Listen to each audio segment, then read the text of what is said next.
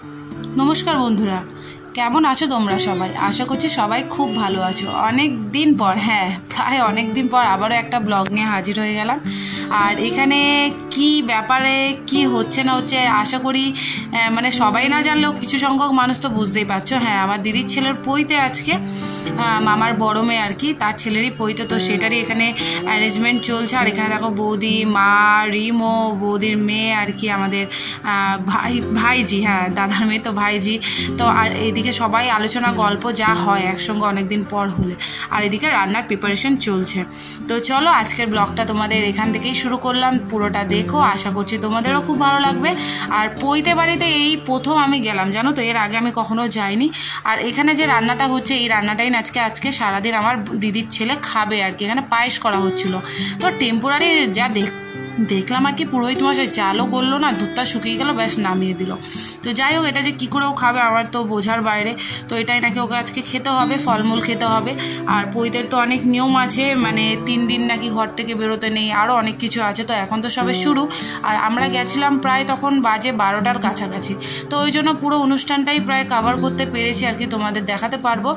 আর এটা হচ্ছে আমার দিদির ছেলের জ্যাঠামশাই আর কি। তো সেই আর কি, যেহেতু সমস্ত নিয়মকানুনগুলো পালন করছিল, কারণ জামাইবাবু ছিল হচ্ছে তোমার রান্নার দিকের দায়িত্বে আর কি। তো ওই জন্য এখানে নিয়ম হচ্ছে হয়তো চুলটা চেঁচে দিতে হবে ওনাকে আগে, তারপরে আর কি নাপিত পুরো ন্যাড়া করবে। তো সেটাই আর কি এখানে নিয়মকানুন হচ্ছে। তো তোমরা যারা পৈতে অ্যাটেন্ড করেছো তারা প্লিজ কমেন্ট করে জানিও আমি ঠিকঠাকভাবে তোমাদের বোঝাতে পারছি কি না। কারণ আমার যেহেতু প্রথম, তো আমার কাছে তো বিষয়গুলো বেশ ভালোই লাগছিলো, ইন্টারেস্টিং লাগছিলো। মনে হচ্ছিলো যেন বিয়ের এইটা মানে বাদে, চুল কাটাটা বাদে বাকি যে নিয়মকানুনগুলো ছিল, গায়ে হলুদ দেওয়া বলো বা বাকি যা বিয়েতে হয় রিচুয়ালগুলো মোটামুটি, সেইগুলো দেখে তো মনে হচ্ছিলো যে বিয়েই হয়ে যাচ্ছে। তো আমরা তো মজা করে বলি করছিলাম যে তোর 2বার তাহলে বিয়ে হয়ে গেল। একবার হয়ে যাচ্ছে এখন, হয়ে গেল না, হবে, একবার হয়ে যাচ্ছে এখন, আর একবার তো বড় হয়ে ফাইনালি হবেই হবে। তো সেটা নিয়ে আমরা সবাই বেশ মজা করছিলাম, ইয়ার্কি করছিলাম। আর ওই যে দূরে বসে আছে দেখছো চেয়ার, ওটা আমার বড় মামা। তো এইখানে অনেক দিন পর যেটা হয় আর কি, ফ্যামিলি গেট টুগেদারে অনেক দিন পর সবাই একসঙ্গে হলে যেই মানে মজাটা লাগে, তো সেটাই আর কি বেশ এনজয় করছিলাম, ব্যাপারগুলো দেখছিলাম। আর চলো তোমরাও দেখো কেমন লাগছে, প্লিজ কমেন্ট করে জানাতে ভুলো না কিন্তু। ওপরে সমস্ত নিয়মকানুন হয়ে গেছে, তো এবার ফাইনালি ওকে ন্যাড়া হতে হবে, নেড়ুমুন্ড হবে আর কি। তো এখানে নাপিত মশাই দেখো কি করছে, মাথা প্রথমে একটু ভিজিয়ে নিল। তো এবার ব্যাস শুরু হয়ে গেছে ন্যাড়া করার প্রসেস। এবার ন্যাড়া হয়ে যাওয়ার পর ওকে তো করাতে হবে স্নান। তো সেটার জন্যই আর কি আমার দিদির ছেলের, এটা হচ্ছে মামা, মানে আমার দাদা, মামার বড় ছোট ছেলে। তো সেই আর কি এখানে মামাই আর কি হয়তো এই নিয়মকানুনগুলো করতে হয়, ওই জন্যই হয়তো ও করছে। তো এখানে একটা আর কি যেরকম হয় না বিয়ের সময় কলা গাছ দিয়ে চারদিকে পুঁতে মধ্যিখানে থাকবে, গায়ে হলুদ হবে, তো সেই জিনিসটা এখানে আর কি হবে। তো তোমরা দেখতে থাকো ব্লগটা, তোমাদের খুব ভালো লাগবে। তো সেটাই আর কি প্রসেস চলছে, ওই জন্য এখানে মাটির মতো কলা গাছগুলো গেঁথে দেওয়া হচ্ছে, যাতে ও মধ্যিখানটা দাঁড়িয়ে বাকি নিয়মকানুন যেটা আছে আর কি, গায়ে হলুদ, স্নান করানো, নাচ গান তো আছেই। আর এখানে মা দাঁড়িয়ে আছে, মায়ের শাড়ি দেখতে পাচ্ছ, এদিকে রিমো আছে। আর এত ঘন্টা ভিড় ছিল যে ভালো করে ভিডিও করে পুরোটা তোমাদের বোঝাবো বা দেখাবো, জায়গাটা যেহেতু একটু ছোট, তো সেটা সম্ভব হচ্ছিল না। তো যতটা পেরেছি আর কি তোমাদের সাথে শেয়ার করলাম আর কি।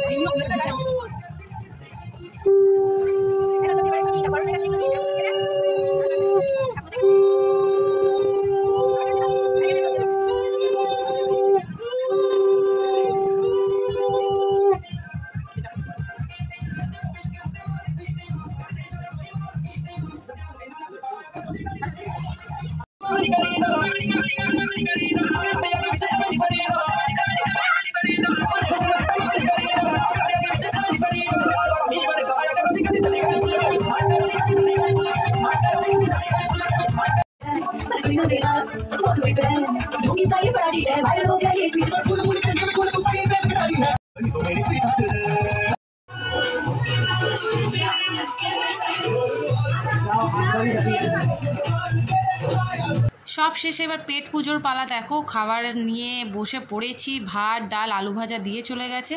আর এটা আমি রিমোকে খাওয়ানোর সময় থেকেই নিয়ে ওকে খাইয়ে মায়ের সাথে পাঠিয়ে সেকেন্ড টাইমের ব্যাচের সাথে বসে আছে, বুঝতে পারছো মানে কত পরিমাণে খাচ্ছে। ওই জন্য আলু ভাজাটা আরেকটু নিলাম, কারণ এখান থেকে আলু ভাজা নিয়ে আমি খাইয়েছিলাম রিমোকে। তো চলো এবার একটু ডাল ভাত আর সঙ্গে আলু ভাজা দিয়েও মানে ফাটাফাটি অনেক দিন পর ঝুরি আলু ভাজা খাচ্ছি আর কি। আর ঝুরি আলু ভাজা তোমাদের কার কার আমার মতো ভালো লাগে সেটা কিন্তু জানাতে ভুলো না, আর আমাকে কেমন লাগছিলো দেখতে সেটাও কিন্তু জানাতে ভুলো না। তো দেখো এবার একে একে দিয়ে চলে গেছে হচ্ছে এঁচোড় চিংড়ি, মানে এই গরমের সিজন পড়তে পড়তে প্রথম আর কি এঁচোড় চিংড়ি খাওয়া, এঁচোড় খাওয়া। তারপরে দিয়ে দিয়েছে হচ্ছে কাতলা মাছ, এরপরে দেবে হচ্ছে তোমার একে একে, তোমরা দেখতে থাকো। আমি মানে খেতে খেতে গল্প করতে করতে এতটাই ব্যস্ত হয়ে গেছিলাম যে এরপরে বাকি জিনিসগুলো যে দিয়েছে সেটা যে পরপর আমি ভিডিও করব সেটা আর মাথায় ছিল না। তো যাই হোক খাওয়া দাওয়া দেখেছো পাবদা মাছ দিয়ে চলে গেছে। খাওয়া কমপ্লিট করে আমি চাটনি পাঁপড় নিয়ে বসে পড়েছি, পায়েসও দিয়ে চলে গেছে, মানে কতটা আমি লেজিপানা করেছি।